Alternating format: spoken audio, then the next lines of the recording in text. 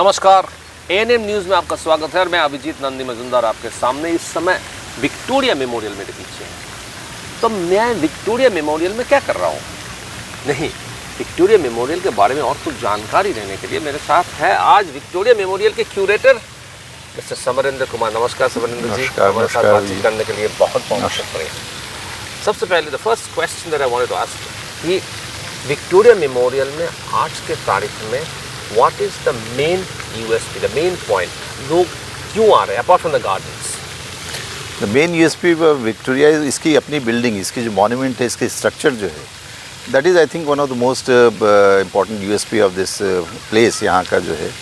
और इसका जो लश ग्रीन इन्वायरमेंट जो है, जो पूरे कलकत्ता में खास करके इस एरिया में, it provides that kind of green environment के साथ में ये जो कल्चरल स्पेस जो है क्रिएट किया हुआ, लोग इसको ही देखने के लिए आते हैं। और ये मॉन्यूमेंट अपनी तरह का आई थिंक इंडिया के विश्व में एक बिल्कुल अलग टाइप का है, जहाँ पे इंडो सैनिटरी स्टाइल में बनाया गया है मॉन्यूमेंट। और ये मॉन्यूमेंट को देखने के लिए ही लोग आते हैं। और आई थिंक ये आपको बताना भी चाहूँगा कि this is one of the most visited place है इंडिया का, एनी मॉन्यूमेंट या एनी स्ट्रक्चर एनी म्यूज़ियम में। Almost last year we received about 34 lakh 3.4 million people, जो कि यहाँ पे दो हैं। एक तो गार्डन भी खुला है हमारा, और गार्डन के बाद हमारा एक अंदर में म्यूज़ियम है। तो दो तरह के कैटेगरी के लोग आते हैं यहाँ पे। एंड यहाँ पे फॉरेनर्स भी उसी कैटेगरी में आते हैं कि फॉरेनर्स के लिए भी यहाँ पे बहुत कुछ है देखने के लिए लायक। विक्टोरिया मेमोरियल का अपना जो कलेक्शन है, लगभग 39,000 प्लस कलेक्शन है यहाँ पे। Some of the rare paintings, some of the largest painting, some of the western collection, some of the Indian collection जो यहाँ की है, उसी को देखने के लोग यहाँ पे आते हैं। और ख़ास करके यहाँ की जो मॉन्यूमेंट है, जिस तरह की स्टाइल में बनाया गया है, ये बेसिकली बनाया गया था बाय इंडियंस, बट एक पर्पस के लिए था, उस समय पर्पस एक अलग था, लेकिन अब लोग इसको देखने के लिए आते हैं यहाँ पे। और बड़े पैमाने पे लोग आते हैं यहाँ पर। एंड विक्टोरिया के साथ साथ एक अलग अंदाज जुड़ा जाता है, जैसे लोग कहते हैं रोमांस इन विक्टोरिया, वो अलग स्टाइल है। हिंदी फिल्मों की अंदाज में बहुत कुछ होता है यहाँ पे, पर उसमें मैं चर्चा में बाद में आऊँगा। पहले मैं ये जानना चाहूँगा, और आप हमें सुना है, I have understood, given to believe that Victoria में you have got the world's oldest and the best painting. तो इसके बारे में अगर if you just tell me, because this is something of a hearsay that we have heard, हम लोगों ने सुना है, तो उसमें असल में क्या है and what is the value and what is the status also? No, Victoria में जो लोग आते हैं डेफिनेटली यहाँ पे जो हमारी जो वेस्टर्न कलेक्शन है या पेंटिंग के जो कलेक्शन है, I think one of the best in the country. जहाँ पे आई थिंक एक जो पेंटिंग हमारी जो one of the largest painting, जहाँ पे वो जब वो दरबार का था और प्लस जो प्रोसेशन एक था, रॉयल प्रोसेशन, उसकी भी जो पेंटिंग है वर्ल्ड की largest, one of the largest painting है जो। और वो पेंटिंग बहुत ही है कि इन द डायमेंशन अगर आप देखेंगे, लगभग it's a huge dimension which is there, क्योंकि इसको आपको हैंडल करना भी उसी हिसाब से, जिससे हमने रिस्टोर भी किया था पिछले आई थिंक 5-6 साल पहले इसको हमने रिस्टोर भी किया। पेंटिंग लार्जेस्ट पेंटिंग कहते हैं, तो क्यों largest? Largest in the size, largest in the size, मतलब वो कैनवास की साइज़ अगर देखें तो which is one of the largest in size. And probably यह जो हमारे पास जो कलेक्शन है, ये जो पेंटिंग है, ये थी यूएस में, बट वहाँ से फिर बाद में इसे इंडिया में बाई शिप इसे ट्रांसपोर्ट किया गया और फिर यहाँ पे रखा गया। So this is I think one of the biggest position of ये, इसको देखने के लिए लोग आते हैं। And this is one of the lane, because इसमें इस पेंटिंग में वार्निश यूज़ नहीं किया गया है।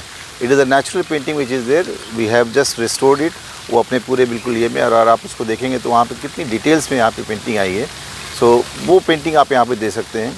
What are the other paintings that you have? उसके बाद हमारे पास बहुत से ऐसे पेंटिंग है जहाँ पे खास करके विलियम डैनियल्स, दो ये थे डैनियल्स कलेक्शन जिसे हम बोलते हैं, वहाँ पे दोनों रिलेटिव थे, उन्होंने किया था। और उन्होंने पूरे जो कलकत्ता रीजन और पूरे इंडिया में भी उन्होंने बहुत अपनी जो उन्होंने देखा उसको चित्रण किया यहाँ पे, वो यहाँ पे दिखाए गए हैं। खास करके एक ऐसी पेंटिंग जहाँ पे आप देखेंगे तो वहाँ पे आपको जो ताजमहल अपने समय में, जिस समय था, लगभग अगर 100 साल पहले भी बात करें तो उसमें ताजमहल किस तरह का था, और उसमें आप रिफ्लेक्शन देखेंगे कि पेंटर ने अपने हिसाब से रिफ्लेक्शन बनाया है उसको जमुना में, तो वो आप यहाँ पे देख सकते हैं उसकी कलेक्शन। और इसकी जो ब्यूटी है वो आप उनको नज़र आता है यहाँ पे।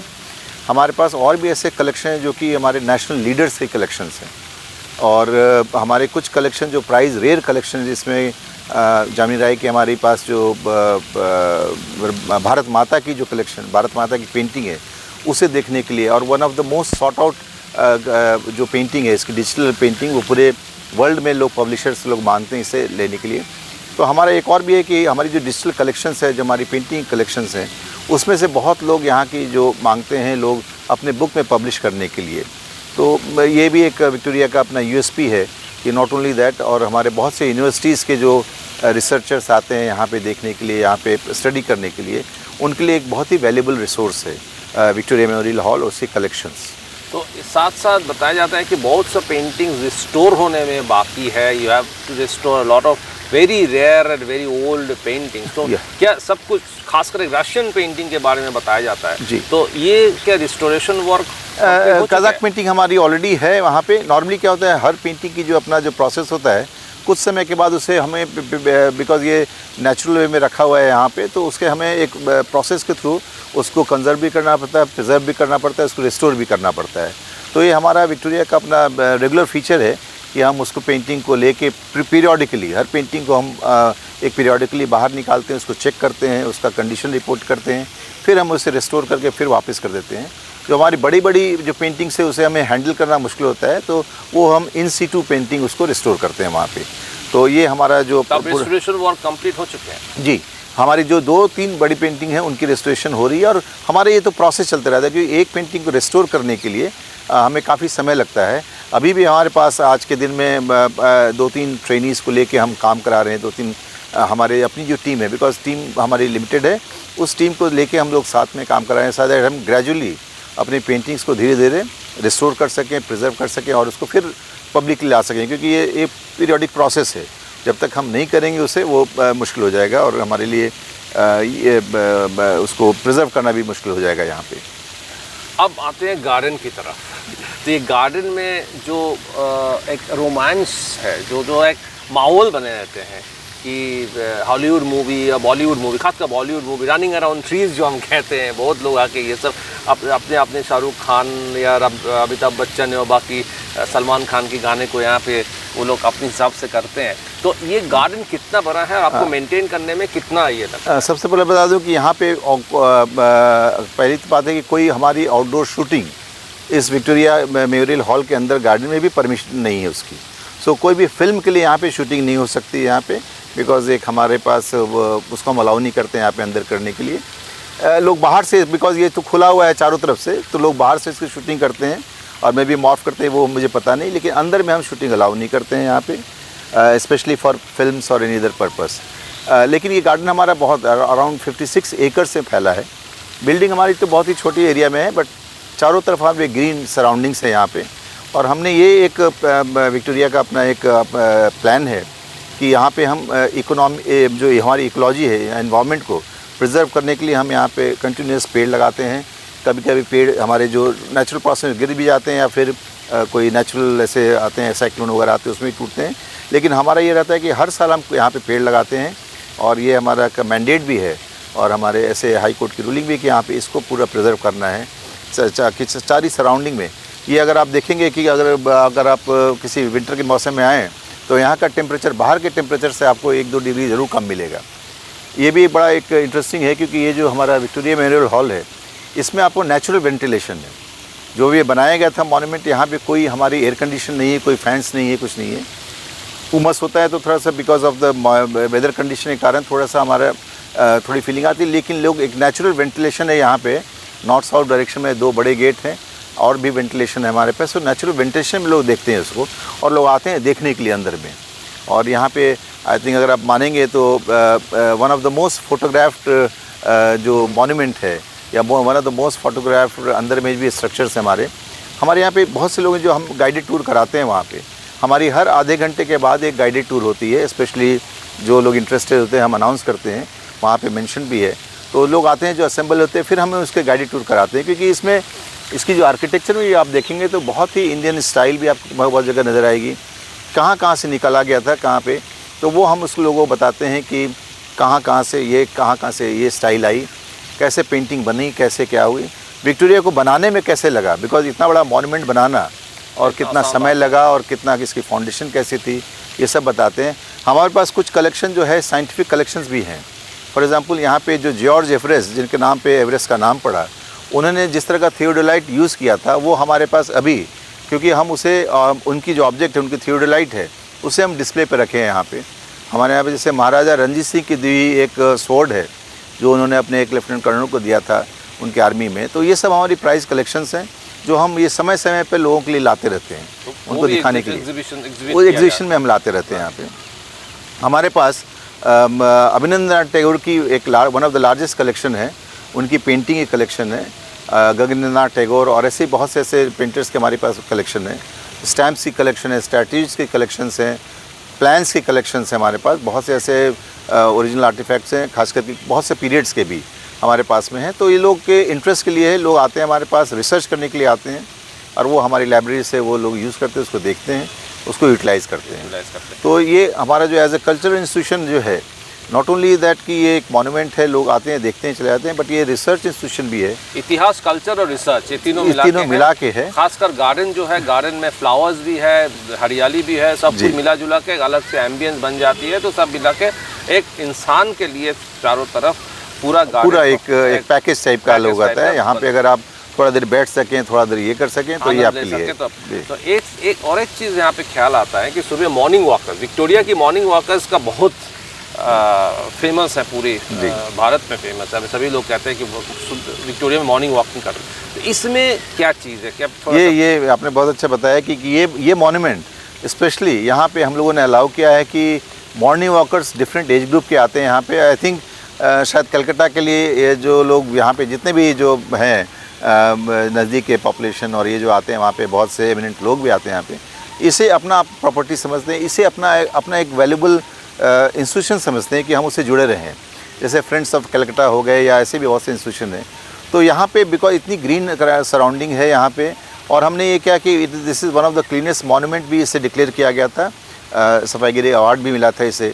तो ये जो है बिकॉज जब लोग आते हैं यहाँ पे तो खुद को इसको अपना मानते हैं, और ये चूँकि जब ये अपनापन आता है किसी इंस्टीट्यूशन के साथ में तो फिर पॉपुलैरिटी वैसे ही बढ़ती है कि आने के लिए, और वो सजग भी रहते हैं कि यहाँ पे कुछ और ऐसा नहीं हो। तो मॉर्निंग वॉक के लिए कोई स्पेसिफिक टाइम और कुछ एंट्री फ़ी? हाँ, हमारा जो ये सेंटर है वो नॉर्मली 5:30 से खुलता है, 5:30 से टिकट स्टार्ट होती है, 6 बजे से। उनके लिए हमारे एनुअल पास भी हैं। तो हमारे जैसे हमारे जो सीनियर सिटीजन उनके अलग कैटेगरी है, वो 1000 रुपीज़ है, बट जो नॉर्मल मॉर्निंग वॉकर्स है उनके लिए 2000 रुपीज़ है एनुअल मेम्बरशिप। वो ले सकते हैं और यहाँ पे इसका यूटिलाइज़ करते हैं एनुअली, दे कैन कम। हमेशा रिन्यू भी होती रहती है, कोई चाहना चाहे। 6 बजे 5:30 6 से हमारा जो जब खुलता है तो नॉर्मली 6 से 9 वो रहते हैं यहाँ पे, और 9 बजे बिकॉज उनकी अपना जो उनका दिनचर्या स्टार्ट होता है तो वो 9 बजे तक यहाँ पे रहते हैं, 8:30-9 तक रहते हैं, अलग अलग टाइम में आते हैं वो करके। हमारे जो सेंटर जो योगा भी कर सकते हैं, योगा भी करते हैं। हाँ, योगा करने के लिए, लेकिन लॉन में नहीं यूज़ करते, लोग यूज़ करते हैं यहाँ पे गार्डन बेंचेस है या फिर लॉन में है अपना, वो सब यूज़ करते हैं यहाँ पे। क्योंकि योगा के लिए हम जैसे योगा डे के दिन हम स्पेशल इवेंट यहाँ पे ऑर्गेनाइज़ करते हैं, लोग आते हैं। और हमारा जो कल्चरल स्पेस है, क्योंकि अभी हम लोगों ने किया है कि ये जो इंस्टीट्यूशन है ये कल्चरल स्पेस है, इसको हम किस तरह से यूटिलाइज़ करें, ये हमारे लिए बड़ा इंपॉर्टेंट है। तरह तरह के कल्चरल इवेंट्स यहाँ पे होते हैं। बहुत से कॉन्सुलेट हैं जो यहाँ पे जो कलकत्ता बेस्ड हैं, वो हमारे यहाँ पे इवेंट कराना चाहते हैं, बिकॉज इसका एम्बियंस एक बड़ा अच्छा है, इसकी जो अपनी ब्यूटी है, जो मॉन्यूमेंट की ब्यूटी है वो भी है यहाँ पे। तो ये लोग आते हैं यहाँ पे करने के लिए, और इस तरह से ये इंस्टीट्यूशन अपना नाम करता है।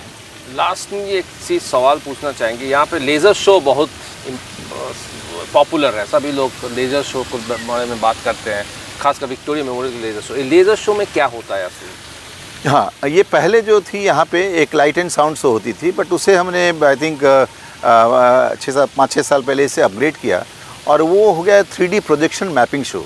3D प्रोजेक्शन मैपिंग शो, वो लेज़र शो नहीं बोलते, 3D प्रोजेक्शन मैपिंग शो, क्योंकि वो जो यहाँ पे जो प्रोजेक्टर्स हैं वो लेज़र प्रोजेक्टर्स हैं यहाँ पे, और हाई एंड प्रोजेक्टर्स हैं। तो अभी क्या है, पूरी दुनिया में जो बड़े बड़े मॉन्यूमेंट्स हैं उसके पर आप अगर आप कोई प्रोजेक्ट करते हैं, कोई फिल्म चलाते हैं, तो that becomes a projection mapping show. वो पूरी मैप करती है, पूरी बिल्डिंग को मैप करेगी, और उस बिल्डिंग के ऊपर में ये सारी प्रोजेक्शन होती है। तो अभी हमारे पास जो हमने पहला जो शो किया था वो निर्भीक सुभाष के ऊपर में था। बहुत ही अच्छा शो, बहुत ही पॉपुलर शो, काफ़ी लोगों से पसंद किया। सुभाष चंद्र बोस के ऊपर, सुभाष चंद्र बोस के ऊपर में उन्होंने जो अपना स्वतंत्रता संग्राम में अपना बलिदान दिया, जो योगदान दिया, उसके बारे में पूरी शो थी। और उसके बाद हमने, चूँकि 2 साल हो रहा था, तो हमने फिर उसको चेंज किया, बिकॉज लोग भी अब चाह रहे थे कि कुछ हमें दूसरा एक शो मिले। तो जो सेकंड शो है हमारा, उसे हमने कलकत्ता सिटी ऑफ जॉय करके, अभी हमने मई में उसको ओपन किया है। तो ये शो भी बहुत ही पॉपुलर है। वो कलकत्ता की अपनी जो सांस्कृतिक विरासत है, उसकी हिस्ट्री है, उसके बारे में जो इंटरेस्टिंग फैक्ट है, वो यहाँ पे हम दिखाते हैं इस शो में। और ये हमारा एवरीडे ये शो होता है हमारा, और काफ़ी लोग आते हैं इसे देखने के लिए। इसी ईस्टर्न जो कोर्टयार्ड है यहाँ पे, ईस्टर्न जो है उस ईस्टर्न फैकेट पे ये प्रेजेंटेशन होता है हमारा। तो ये संडे टू संडे? जी, ये मंडे छोड़ के बाकी दिन, मंडे और हॉलीडेज़ जो गजटेड हॉलीडेज है उस दिन छोड़ के बाकी पूरे दिन, पूरे वर्ष भर होता है हमारा। शाम को 6:30 हमारा जो 6:30 से एक शो होता है हमारा, जो लगभग आधे घंटे का शो है।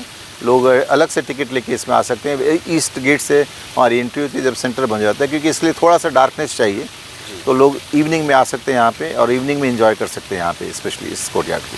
बिल्कुल, लेज़र शो, कल्चर, इतिहास सब कुछ मिला के विक्टोरिया एक अलग अंदाज से पेश आया। आपने विस्तार से बताया। धन्यवाद हमारे साथ बातचीत करने के लिए सवर्ण जी। नमस्कार। और आपने देखा कि किस तरह से विक्टोरिया मेमोरियल में, जो इसके बारे में हम तो देश धरोहर के बारे में हमने बहुत कुछ सुना है, और आज इसके बारे में बहुत कुछ जाना समरेंद्र जी से। आप देखते रहिए एएनएम न्यूज़। नमस्कार।